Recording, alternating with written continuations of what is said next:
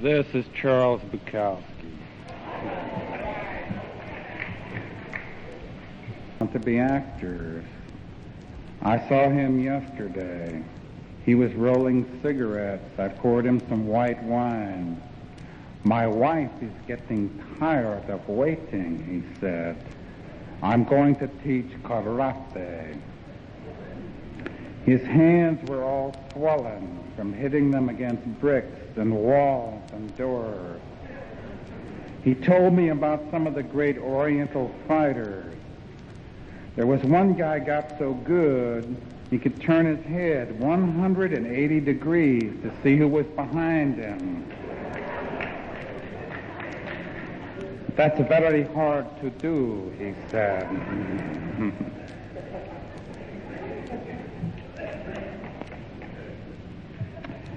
It's more difficult to fight 4 men properly placed than to fight many more.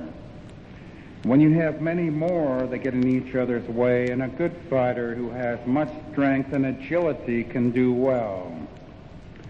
Some of the great fighters, he said, even attempt to suck their balls into their bodies.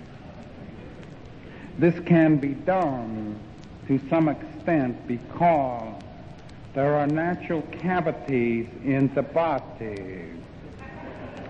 If you stand upside down, you will notice this. I gave him a little more white wine. Then he left. You know, sometimes making it with a typewriter isn't so painful after all.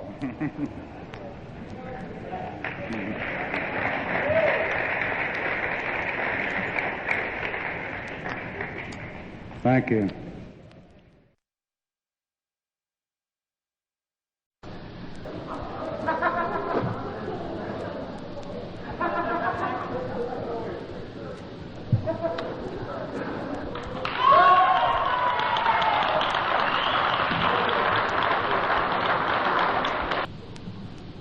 The world's greatest loser used to sell papers in front.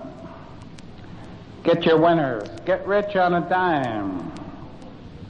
And about the 3rd or 4th race, you'd see him rolling on his rotten board with his roller skates underneath. He'd propel himself along on his hands. He just had small stumps for legs, and the rims of the skate wheels were worn off. You could see inside the wheels, and they would wobble something awful, shooting and flashing imperialistic sparks. He moved faster than anybody, rolled cigarette dangling. You could hear him coming. God almighty, what was that? The new ones asked. He was the world's greatest loser, but he never gave up, wheeling toward the $2 window screaming, "It's the 4 horse, you fools! How the hell are you going to beat the 4? Up on the board, the 4 would be reading 60-1. I never heard him pick a winner. They say he slept in the bushes. I guess that's where he died. He's not around anymore. There was a big fat blonde who kept touching him for luck and laughing. Nobody had any luck. The whore is gone too. I guess nothing ever works for us. We're fools, of course. Bucking the inside plus a 15% take. How are you going to tell a dreamer when there's a 15% take on the dream? He'll just laugh and say, "Is that all? I missed those sparks."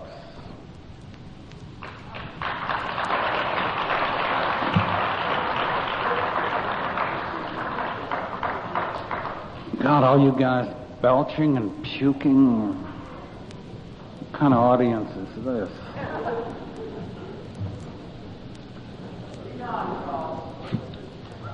That's good. Okay. Read on, Charles. What do you teach English Lit to?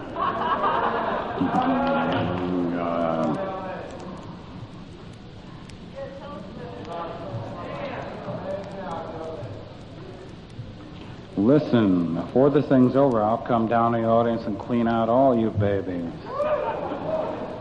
I'm a tough son of a bitch. All right. I brought my own shit. I'm reading it. All right. Lots of you guys hate me. Let me go on. The last days of the suicide kid.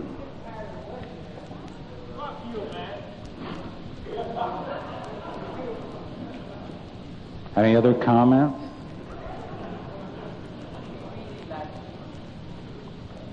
The last days of the suicide kid.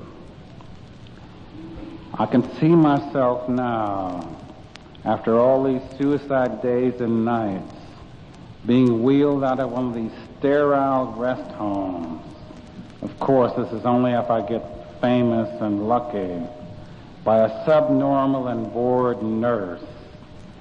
There I am, sitting upright in my wheelchair, almost blind, eyes rolling backward into the dark part of my skull, looking for the mercy of death. Isn't it a lovely day, Mr. Bukowski? Oh, yeah. The children walk past, and I don't even exist. And the lovely women walk by with big hot hips and warm buttocks and tight hot everything, praying to be loved, and I don't even exist. It's the first sunlight we've had in 3 days, Mr. Bukowski. Oh, yeah. And there I am, sitting upright in my wheelchair, myself whiter than a sheet of paper, bloodless. Brain gone, gamble gone, me, Bukowski, gone. Isn't it a lovely day, Mr. Bukowski? Oh, yeah. Pissing in my pajamas, slop drooling out of my mouth. 2 young schoolboys run by. Hey, did you see that old guy? Christ, yes, he makes me sick. After all the threats to do so, somebody else has committed suicide for me, at last. The nurse stops the wheelchair, breaks a rose from a nearby bush, puts it in my hand. I don't even know what it is. It might as well be my pecker for all the good it does. Of course, that's never going to happen, you know.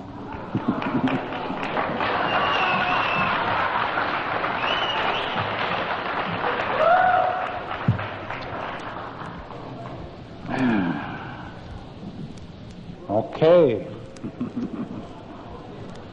The shower. We like to shower afterwards.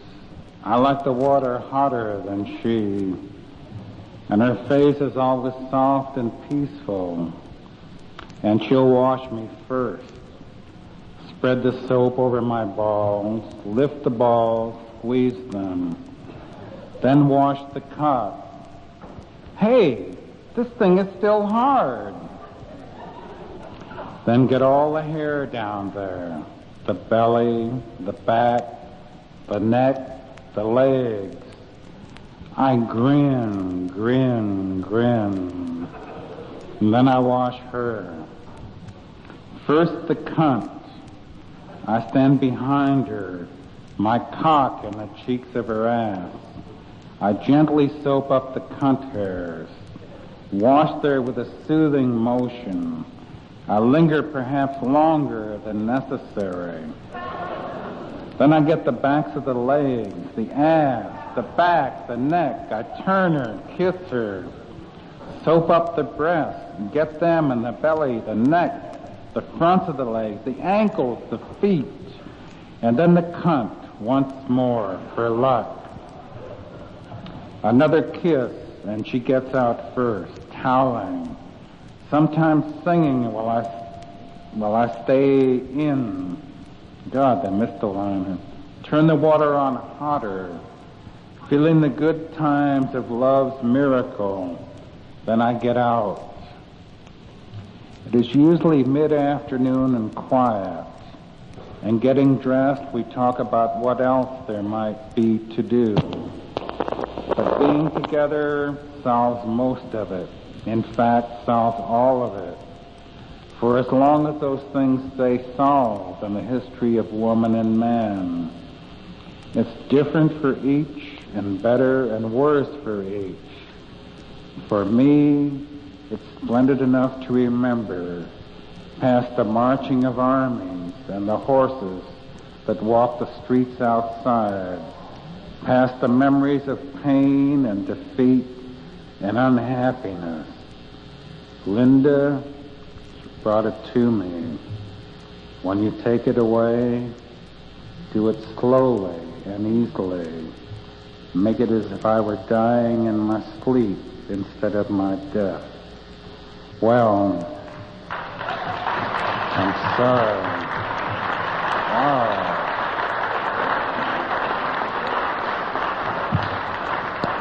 Quiet.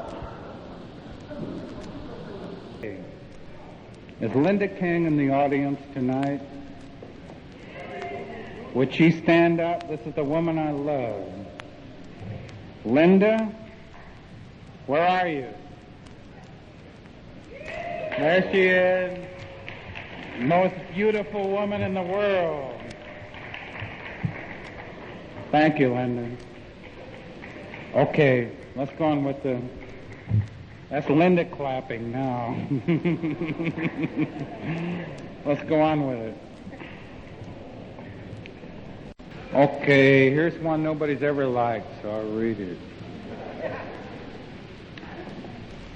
18 cars full of men thinking of what could have been. Driving in from the track, I saw a woman in green, all rump and breast and dizziness, running across the street. She was as sexy as a green and drunken antelope. And when she got to the curbing, she tripped and fell down and sat in the gutter. I sat there in my car looking at her, and oddly, I felt most impassive, as if nothing had happened. And I sat there looking at this green creature until a moving van 60 feet long came to a stop and helped the lady up. A young man in white overalls, flushed red, and the girl was built all around, and stupid with falling, and stupid with life, and swaying on the tower stilts of her high heels. She stood there rubbing her white knees, and the young man kept talking to her. He was big, dumb, blonde, pink, and lonely. But then the woman asked him where the nearest bar was, and he grinned and pointed down the street and gave it up. He got back into the truck, 60 feet full of furniture and blanket and stove, pulled down the street, and the green antelope crossed the street toward the bar, wobbling and shaking and wobbling, everything. And we sat transfixed and watching until into the backed up traffic behind me, a man of strength honked. He honked several times. And I put the thing in drive, slowing for the big dip by the market that could tear your car in half. And they all followed me, slowing for the dip too. 18 cars full of men thinking of what could have been, about the one who got away. It was sunset and heavy traffic and heavy life. Listen, I don't know what else to do with you guys. I mean,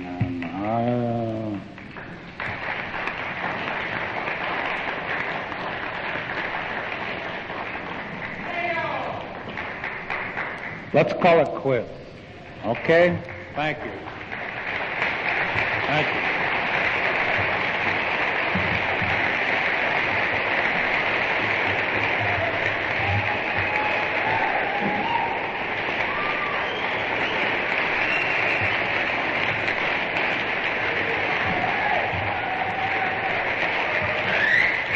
Thank you very much.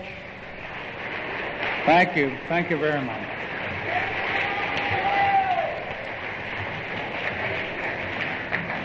Let's all do the thing now, you know.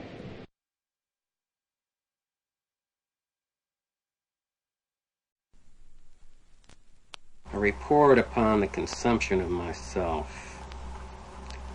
I'm a panther corked out and bellowing in cement walls. And I'm angry at blue evenings without ventilators. And I'm angry with you, and it will come like a rose. It will come like a man walking through fire. It will shine like an unseen trumpet in a trunk. The eyes will smell like sausages. The feet will have small propellers. And I will hold you in Bayonne, and the sailors will smile. And my heart, like something cut away from cancer, will feel and beat again, feel and beat again. But now the blue evening is cinched like old muskets, and the dangling sex rope hangs as a tree stands up and calls, July.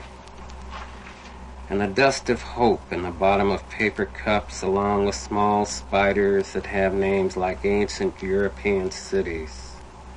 Cuckoo spit and dross, heavy wheels, oil wells stuck between fish and sucking up gray gas of love, and the palms up on the cliff waving, waving in the warm yellow light, as I walk into a drugstore to buy toothpaste, rubbers, photographs of frogs, a copy of the latest Consumer Reports, 50 cents, for I consume and am consumed, and would like to know on this blue evening just which razor blade would be best for me to use.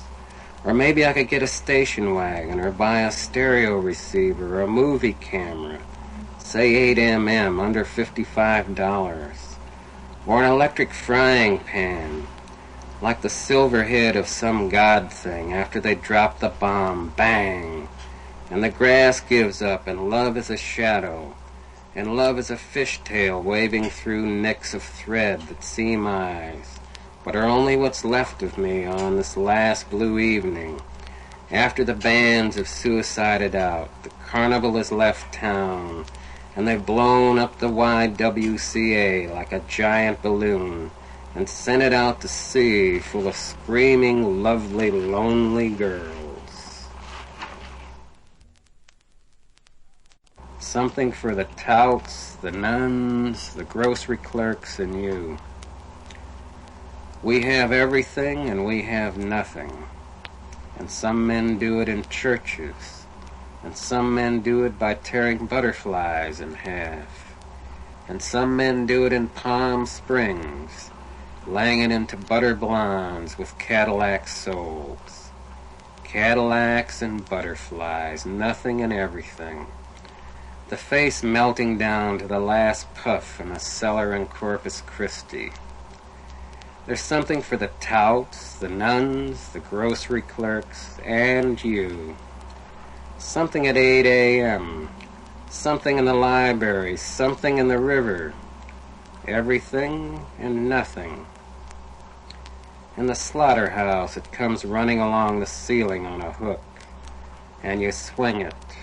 1, 2, 3, and then you've got it. $200 worth of dead meat. Its bones against your bones. Something and nothing. It's always early enough to die, and it's always too late. And the drill of blood in the basin white, it tells you nothing at all. And the grave diggers playing poker over 5 a.m. coffee, waiting for the grass to dismiss the frost. They tell you nothing at all. We have everything and we have nothing. Days with glass edges and the impossible stink of river moss, worse than shit. Checkerboard days of moves and counter-moves. Fagged interest, with as much sense in defeat as in victory. Slow days like mules humping it slagged and sullen and sun-glazed up a road where a madman sits waiting among blue jays and wrens netted in and sucked a flaky gray.